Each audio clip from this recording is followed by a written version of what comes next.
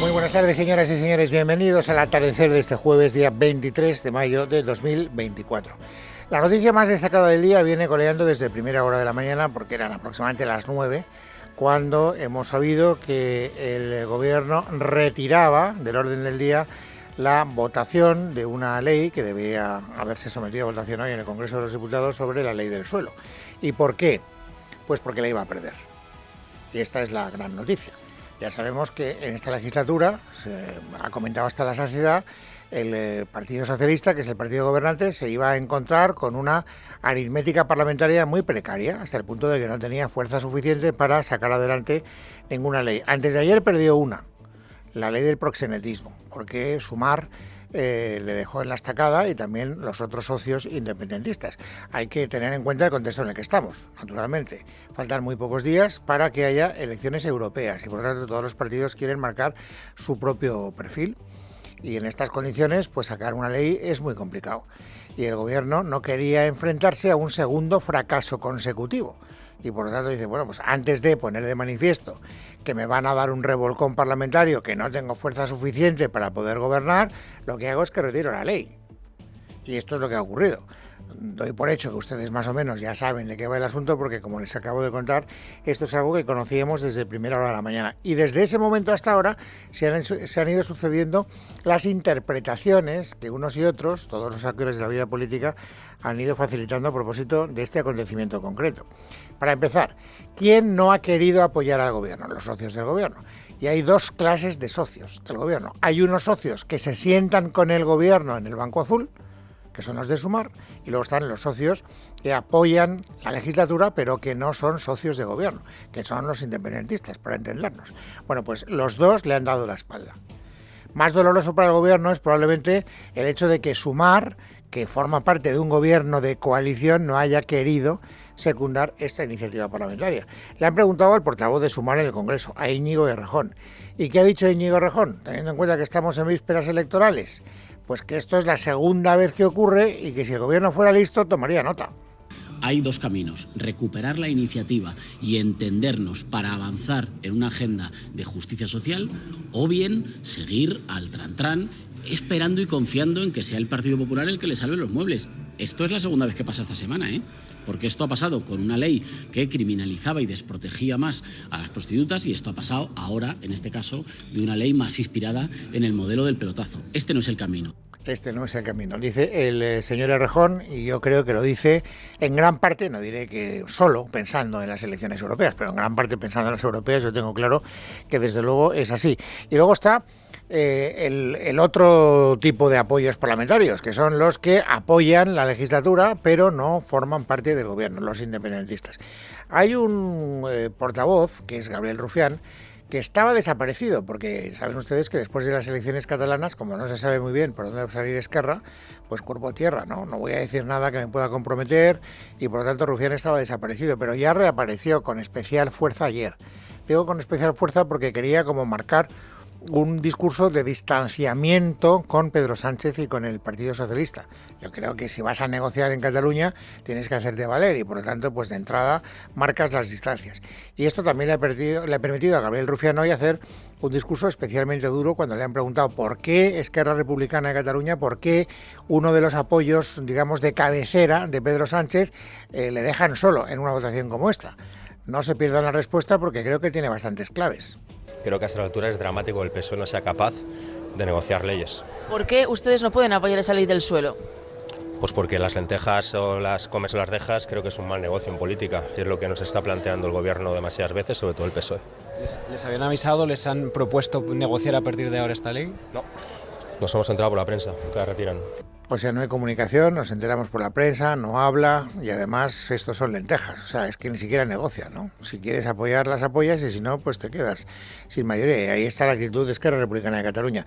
Por lo tanto, hoy había que ver cuál era la actitud del Gobierno, es decir, a quién le echaba la culpa.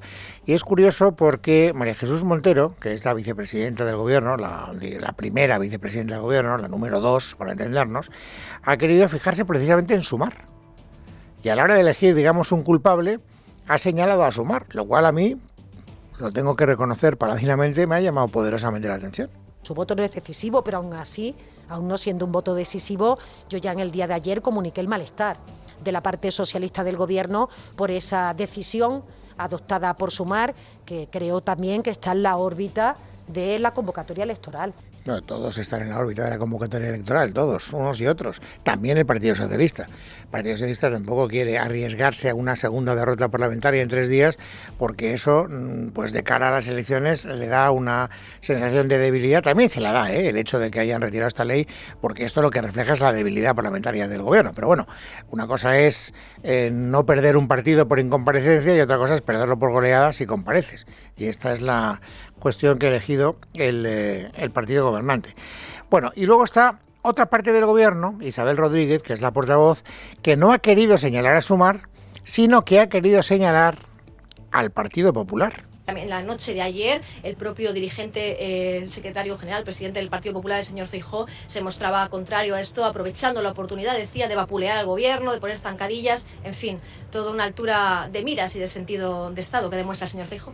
O sea que a la hora de elegir culpable, o Sumar o el Partido Popular. Nadie ha querido hablar mal de Esquerra Republicana de Cataluña, porque saben que ahora no pueden entorpecer o no pueden empañar las relaciones con ese partido porque lo necesitan de manera indiscutible para que ella pueda ser presidente de la Generalitat. De eso hablaremos después de las elecciones europeas. Por lo tanto, nada que pueda ensombrecer el camino. Si hay que señalar a alguien, señalemos a Sumar o señalemos al Partido Popular, que es, al final, la tesis que se impone mayoritariamente. Escuchábamos a Isabel Rodríguez, a la portavoz del Gobierno, pero también podemos escuchar al portavoz parlamentario del PSOE en el Congreso de los Diputados, Patxi López, hablando del Partido Popular. Preside la FEM el Partido Popular y la petición nace de los ayuntamientos, también del Partido Popular. Y como digo, ha preferido, en lugar de ser un vehículo para lo razonable que pedía la FEM, ha sido el vehículo para seguir haciendo lo único que sabe hacer. Bueno, señalan al Partido Popular y naturalmente el Partido Popular lo que hace es hacer lo que hace un principal partido de la oposición. Oiga, usted acaba de demostrar una gran debilidad parlamentaria y yo, como principal partido de la oposición, lo que tengo que hacer es que todo el mundo se dé cuenta de cuál es la situación en la que está. Por lo tanto, hoy todos los que han hablado, empezando por Núñez Feijóo, he tenido una larga entrevista, luego veremos algunas de las cosas que ha dicho en Telemadrid. Pero no solo Feijóo. Los portavoces del partido y del Congreso, del Partido Popular, también han querido reflejar esa idea de que este es un gobierno que no tiene las condiciones necesarias para seguir siendo gobierno durante mucho más tiempo. Para empezar, escuchen a Borja Semper. Lo que estamos viendo en los últimos tiempos es verdaderamente sorprendente y se concreta en que el gobierno tiene un problema con el gobierno. Es verdaderamente sorprendente. Nosotros hemos pedido negociar, tenemos una propuesta, nos parece poco ambiciosa, queríamos hablar y negociar. Este gobierno no solo no negocia y no solo no habla con la oposición, sino que no habla en el seno del propio gobierno. Es verdaderamente sorprendente. Esto es lo que dice el portavoz del partido. ¿Y qué dice el portavoz parlamentario, Miguel Tellado? Escuchen. Bueno, es la segunda derrota parlamentaria del gobierno esta semana. El gobierno se ve obligado a retirar la ley porque sus socios no la apoyan, quieren dejar al Partido Socialista solo, ¿no? O sea, es un problema del gobierno que ya no puede gobernar y lo que estamos viendo es que al final Feijóo tenía razón cuando dijo que esta legislatura y la investidura de Sánchez era un error. Hay gobierno, pero nadie gobierna. Bueno, no es el único que lo ha dicho el señor Núñez Feijóo. En la oposición hay otros partidos, también en el ámbito del centro-derecha. Ahí está Vox, por ejemplo. Y en esto, el discurso de Vox y el discurso del Partido Popular son idénticos, porque ha hablado Pepa Millán, que es la portavoz parlamentaria de Vox en el Congreso, para decir prácticamente lo mismo que Miguel Tellado. Únicamente se ponen de acuerdo para insultar y para atacar permanentemente a la oposición, se ponen de acuerdo para premiar a Hamás, como ayer mismo anunció el presidente del gobierno, y se ponen de acuerdo para sacar adelante leyes como la de la amnistía. De manera que nosotros lo que esperamos es que esto sea el preludio del fin del gobierno que más daño está haciendo y que seguramente seguirá haciendo a todos los españoles. Bueno, estas son las consecuencias de un hecho que me parece que es informativamente el más destacado del día, que se reduce en eso, que el gobierno retire del Congreso de los Diputados la votación de una ley sabiendo que iba a perder esa votación, no quiere perder por segundo día en la misma semana.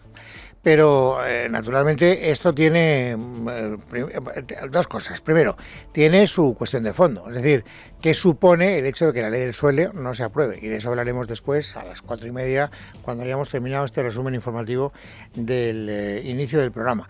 Y luego está la otra consecuencia. Es decir, ¿por qué se produce este acontecimiento en este momento. Y me reafirmo en lo que les he dicho hace un instante, porque estamos en vísperas electorales. Todo el mundo sabe que hay que cuidar al máximo las expectativas de cada partido de cara a las elecciones del 9 de junio.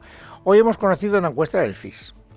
Como el CIS no tiene ningún tipo de, digamos, problema en ir diciendo lo que le da la gana al señor Tezanos, fíjense, si analizáramos las 3 últimas encuestas del CIS sobre las elecciones europeas, veríamos que el Partido Popular en las 2 últimas era el primero. La antepenúltima con bastante diferencia, la penúltima ya con poca diferencia, y la de hoy, que es la tercera de la secuencia, ya gana el PP, ya gana el PSOE, pierde el PP, y además por bastante diferencia, ¿no, Elia Bautista? Según el último CIS de José Félix Tezanos, no hay polémica que afecte al PSOE porque si hoy acudiéramos a las urnas, también los socialistas ganarían los próximos comicios europeos del 9 de junio. Tanto es así que los de Pedro Sánchez, con Teresa Rivera a la cabeza, sacan una ventaja de hasta 5 puntos a los de Alberto Núñez Feijóo, cuya lista lidera Dolors Montserrat.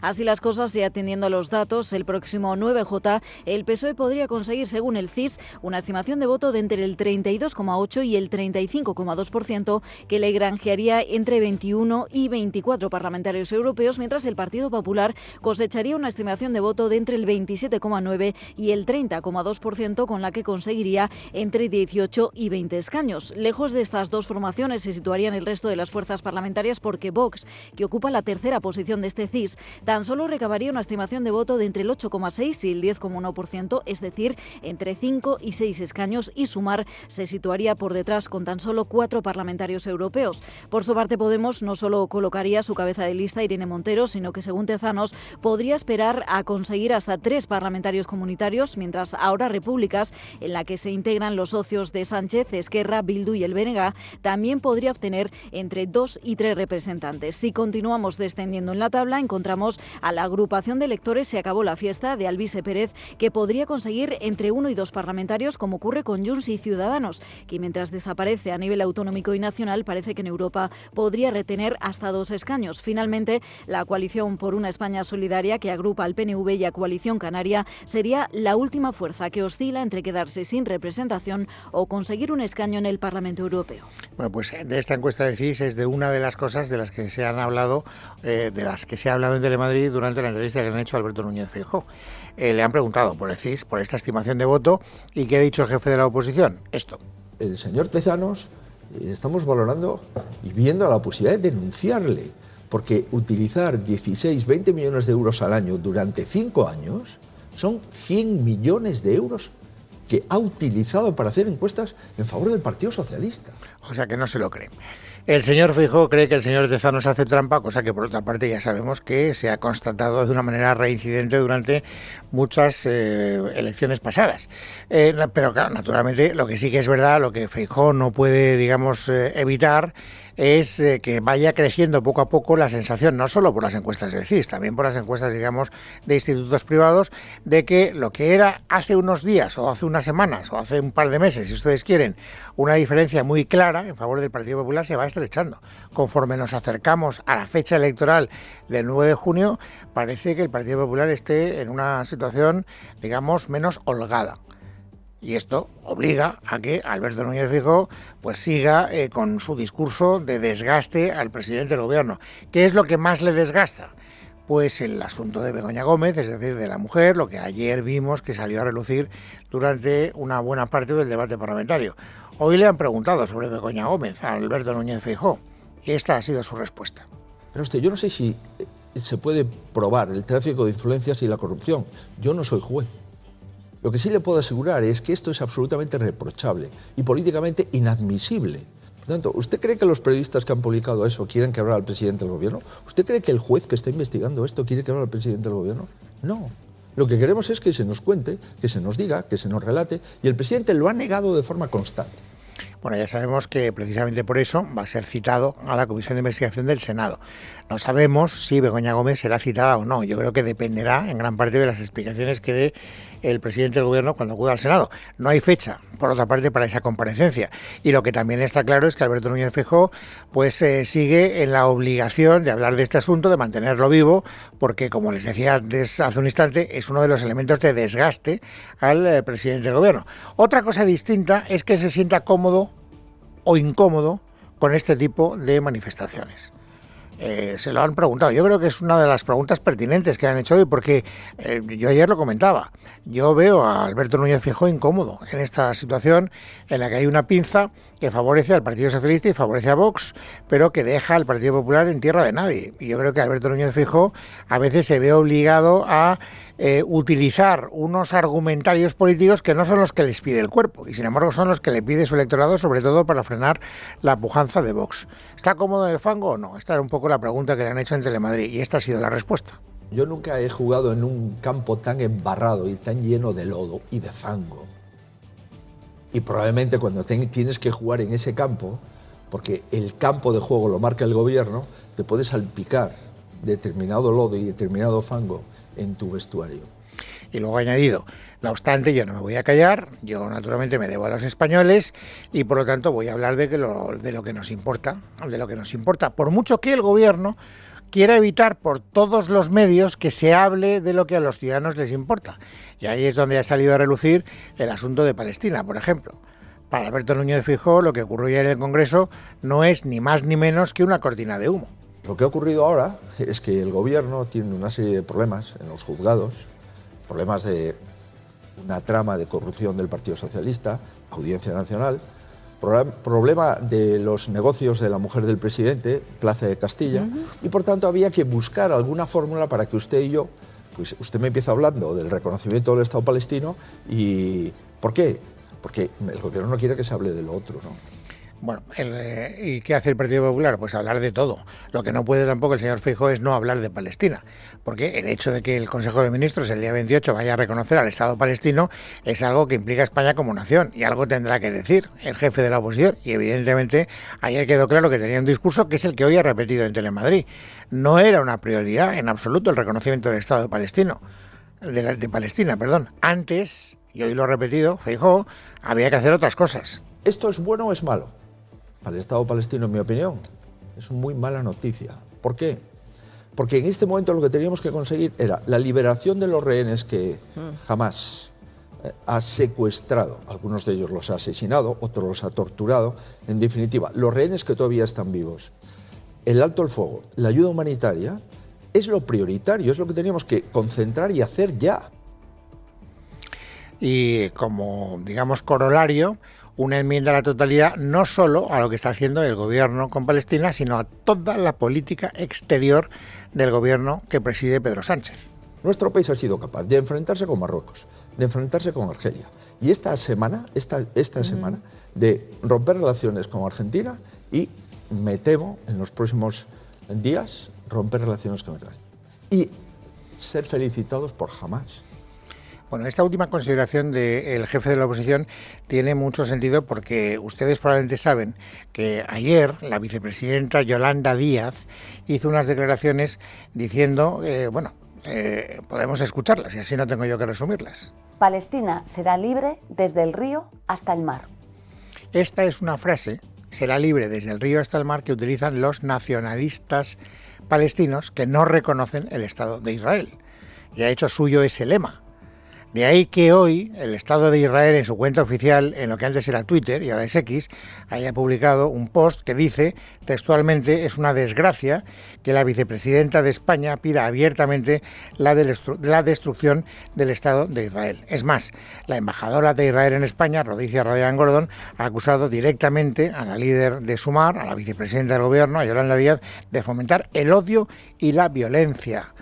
No hay ninguna declaración que a mí me conste ni del presidente del gobierno ni del ministro de Asuntos Exteriores matizando las declaraciones de Yolanda Díaz, que también tiene narices. Después, además, de saber cómo Israel ha interpretado estas palabras de Yolanda Díaz, que tienen difícil otra interpretación. Hoy le han preguntado a Errejón, que es el portavoz parlamentario de Sumar: oiga, ¿esto que ha dicho Yolanda Díaz es efectivamente pedir la desaparición del Estado de Israel? Respuesta de Errejón: verdes las han segado. Ese lema está de acuerdo la vicepresidenta, buena equivocación, ¿no? Porque estamos hablando entonces de no reconocer al Estado de Israel. Estamos de acuerdo en el respeto a las resoluciones de Naciones Unidas, estamos de acuerdo en la defensa de la libertad de Palestina y estamos de acuerdo en que la prioridad es frenar el genocidio. El resto para nosotros son excusas. Hemos sido siempre muy claros en cuál era la solución, en que la solución para nosotros era una solución de 2 estados y hemos sido siempre muy claros en que ahora la prioridad es detener el genocidio. Bueno, pues es jueves, es 23 de mayo de 2024 y ahora lo que nos compete es completar el paisaje informativo sobresaliente de este día. Ángeles Hernández, bienvenida, buenas tardes. Buenas tardes, Luis. Continúa el caso Koldo. La unidad central operativa de la Guardia Civil ha finalizado el volcado de los 170 teléfonos móviles, ordenadores, discos duros y pendrives incautados durante el registro a los investigados de la trama Koldo. Más detalles, Miguel Ángel Pérez. Buenas tardes. Buenas tardes. La semana pasada varios efectivos de Europol se trasladaron a las dependencias de la Guardia Civil con varias máquinas para ayudar a la unidad central operativa AUCO al volcado de los dispositivos electrónicos. Es un proceso que lleva mucho tiempo, dicen. En algunos teléfonos móviles se tarda hasta 24 horas en extraer toda la información. Tras concluir su labor, los agentes de Europol se marcharon. Las mismas fuentes resaltan que se han conseguido copiar el contenido de 170 dispositivos digitales requisados a los investigados de la trama Koldo, entre ordenadores, teléfonos móviles, discos duros o pendrive de memoria. Entre ellos se encuentran los dispositivos incautados al que fuera asesor del entonces ministro de Transportes José Luis Ábalos, Koldo García, o los del empresario Víctor de Aldama. Estas mismas fuentes apuntan que tras copiar la información contenida en los dispositivos, la UCO comenzará a analizar todos los archivos, un trabajo realmente complicado y arduo que se extenderá durante meses. Previsiblemente, apuntan los investigadores, no concluyan este trabajo hasta después del verano. El defensor del pueblo, Ángel Gabilondo, ha anunciado este jueves en el Congreso de los Diputados que la institución que dirige elaborará un informe singular sobre la violencia vicaria. Esta decisión se produce en un contexto preocupante. Gabilondo llama a la cooperación pública para enfrentar la persistencia de esta forma de violencia. Tristemente cabe destacar, de nuevo, la gravedad de la violencia contra las mujeres y la violencia vicaria. La persistencia de esta forma de violencia y la complejidad para abordarla exige la cooperación de muy diversas instancias públicas. Isabel Díaz Ayuso ha cargado contra la ministra de Sanidad, Mónica García, por privatizar el Hospital Militar de Chamberí y a la par manifestarse contra sí misma, tal y como ha asegurado Ayuso. La presidenta de la Comunidad de Madrid además se ha referido a los insultos que recibe de la izquierda y ha comentado que no solo le gusta la fruta, sino que le encanta. Resulta que sale este fin de semana la ministra sindicalista, ahora candidata, manifestándose contra sí misma el domingo, con un muñeco en brazos, que se supone que soy yo, es algo un tanto inquietante, para protestar contra las medidas de su propio gobierno contra ella misma. Resulta que en febrero han privatizado el Hospital Militar de Chamberí para dárselo a Quirón. Wow. Y la ministra manifestándose contra ello. Hoy el ministro del Interior, Fernando Grande Marlaska, ha afirmado que seguirán trabajando en la política migratoria con el objetivo de seguir cooperando con los países de tránsito. Ha alegado que la inmigración no es una amenaza. Seguir trabajando con los países de origen, de tránsito. La migración no hay que verla como un problema, hay que verla como un desafío, siempre lo digo, y en ese sentido es una cuestión absolutamente compleja que requiere lo que estaba comentando, de esa cooperación efectiva para evitar salidas irregulares, para salvar vidas. A su vez, lidia con un nuevo revés judicial después de que la Audiencia Nacional haya anulado 56 condecoraciones que la Dirección General de la Policía concedió en septiembre de 2022. Se trata de las medallas de plata a 7 mandos de la Policía Nacional ya jubilados, así como 49 cruces rojas a agentes en activo, todas ellas con una gratificación económica vitalicia.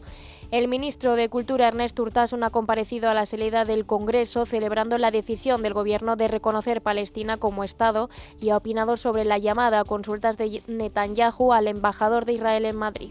Ayer el señor Netanyahu retiró su embajador, llamó a consultas a su embajador en Madrid. Nosotros desde esto le contestamos con toda la firmeza. Vamos a seguir trabajando para que los crímenes que está cometiendo en Gaza no queden impunes y para que rinda cuentas ante la justicia internacional y ante la Corte Penal Internacional. Hace un mes escapó Karim Bouyakrichan, presunto cabecilla de la conocida como Mocromafia holandesa, que fue detenido en enero en una operación de la Policía Nacional. Fugaba tras no presentarse en los juzgados porque la justicia decidió dejarlo en libertad. Se habló de negligencias entonces y hoy la justicia dice que no la hubo. Gabriel Moreira.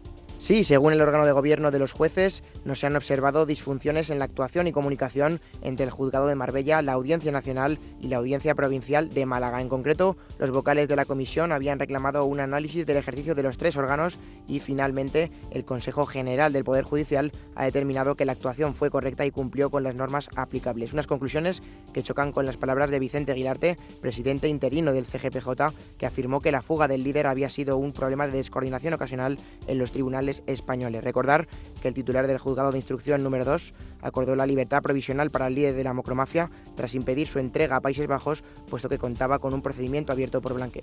El alcalde del Elegido en Almería denuncia que el gobierno de Pedro Sánchez está incumpliendo la ley de extranjería con el traslado de más de 100 inmigrantes ilegales desde Canarias a un hotel del centro de la ciudad. Víctor Hernández. El alcalde del Elegido, Francisco Góngora, ha dirigido esta mañana un mensaje muy claro y directo al gobierno de España ante la llegada de cientos de inmigrantes ilegales alojados en un hotel en el centro del municipio.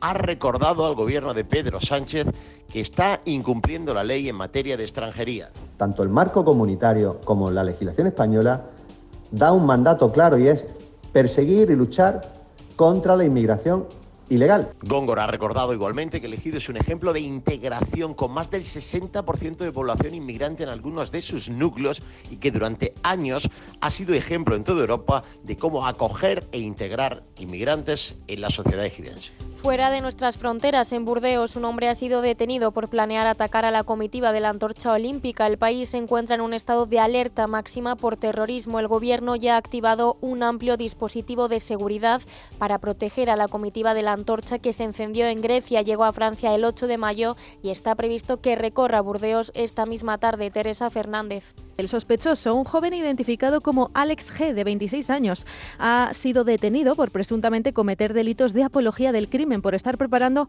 una acción violenta. La Fiscalía solicitará la prisión provisional mientras avanzan con la investigación, aunque según varios medios franceses el arrestado quería hacer homenaje a otro joven que hace exactamente 10 años, el 23 de mayo del año 2014, mató a tiros a 6 personas e hirió a otras 14 antes de suicidarse en California. El acusado pretendía repetir la historia en la misma fecha. Los Juegos Olímpicos se celebrarán a partir del 26 de julio y finalizarán el 11 de agosto.